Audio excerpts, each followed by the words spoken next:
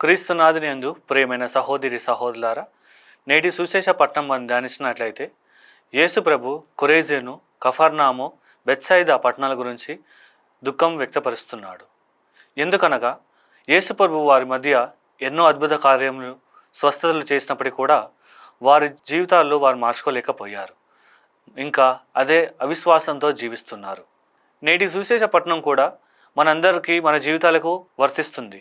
ఎందుకంటే మన జీవితంలో కూడా మనం ఎన్నో వరాలు పొంది ఉన్నాము. అవేమనగా మంచి ఆరోగ్యము, విద్య ద్వారా, కుటుంబం ద్వారా, రోజు మనం దివ్య సప్రసాదనాదం స్వీకరించడంలో ఇలాంటి ఎన్నో అద్భుత కార్యములు, ఎన్నో విషయాలు మన జీవితంలో జరుగుతున్నప్పటికీ కూడా మనము మన యొక్క విశ్వాసంలో ఎదగలేకపోతున్నాము.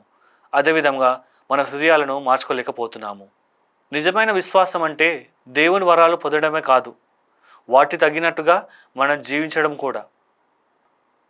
మన మాటల్లో, మన క్రియలలో క్రీస్తు ప్రేమ ఇతరులకు వ్యక్తపరచాలి, ఇతరులకు సహాయపడాలి, అవసరంలో ఉన్న వారికి సహాయం చేయాలి.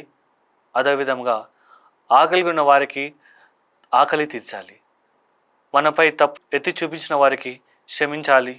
అదేవిధంగా మన జీవితంలో దేవునికి మొదటి స్థానం ఇవ్వాలి.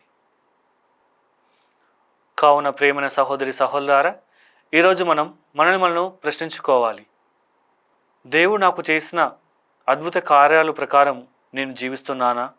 నేను నిజంగా క్రీస్తు శిష్యునిగా జీవించగలుగుతున్నానా అని మనము ఆత్మపరిశీలన.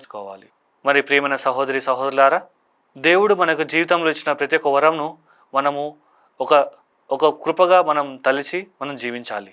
అదేవిధంగా అది ఎంతో విలువైనదిగా మనం భావించాలి. మనం ప్రతిరోజు ఆయనకు ఇష్టగుణంగా జీవించేలా కృపను మనకు దయచేయమని ఈనాడు మనం ప్రార్థించుకుందాం. ఆమెన్.